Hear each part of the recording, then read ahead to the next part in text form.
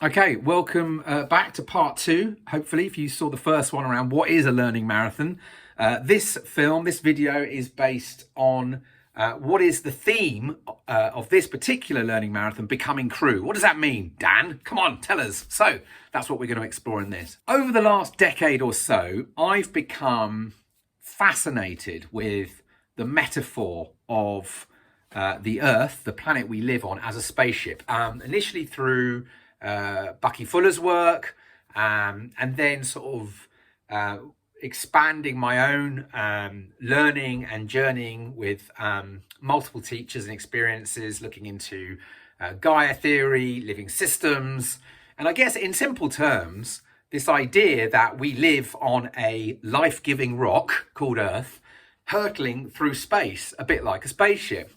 And the operating system of this spaceship, the thing that creates the life-giving conditions, the conditions for all life on this Earth, human and non, to survive and thrive. And these conditions are created and sustained through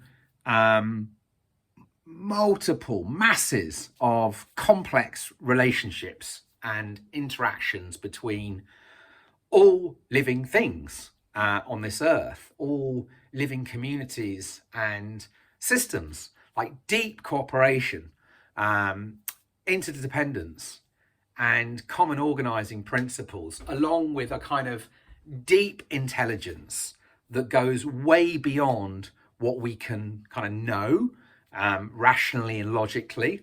And this is what creates and sustains life. And the more you dig into this stuff, I've become to see that the real crew of this spaceship Earth are the non-humans. It's the phytoplankton in the ocean, the whales, the reefs, the kelp and mangrove systems. It's the trees, the plants, the worms, the bacteria, the soil and the moss, the fungi and the mycelium, the insects, the pollinators, the birds, the animals, water, air, rocks, and more and more. It's all of that that serves life. It's the kind of constant, daily, moment by moment activities of all these living things that co-create the conditions for life. And all of this operates on the spirit or the principle of the gift. Like, no one gets paid, and yet everything has enough to thrive, as long as those operating principles are respected and remain healthy. And this, I believe, is at the heart of the huge challenges we're facing today. And this is something that indigenous cultures have known forever. And yet modern humans have increasingly, particularly over the last few decades, become more like passengers on the spaceship. You know, if you think of passengers, right, they're passive, they're quite demanding, they have like sort of incessant wants and desires. There's sort of entitlement to passengers, you know, often disconnected from everything else apart from what's right in front of them, can be quite selfish, lazy, short-term focus, messy. Passengers make a lot of mess. And so, you know, this mentality has been, this kind of passenger mentality, it's been shaped, if you like, by the human systems that we're bound by. And those systems have been designed with worldviews that say, you know, have said we're separate from nature, we're separate from each other. You know, we can do what we want to the natural world, we can extract it for our own individual means. We have no sense of consequences. It's kind of dead, sort of material and matter. It's not sentient, it's not alive. And we can use that to get ahead of each other, to be more productive, to accumulate more, because that's what matters, right? That's how we measure success. And, you know, if you think about it, we're starting now to see the impacts of these worldviews, how we've designed our systems through this kind of mass of interconnected crises which we're experiencing right now, whether it's climate breakdown, whether it's ecological collapse and ecosystem collapse, whether it's a pandemic, whether it's the massive inequalities that we see around us, the decline in mental and physical health, social and racial injustice, it goes on. And so I believe we're being called now to shift away from this passenger mentality, right, to becoming crew on this great living spaceship, and to begin to serve all life, right, to regenerate the world around us, to heal the damage we've done. Not intentionally for most of us, right? That's really important to know. It's not that we've been going around trashing the place intentionally, but we've been part of these systems where we haven't been able to see the reality of that way of being in the world. But we need to start healing the damage to life, to the earth, and to each other.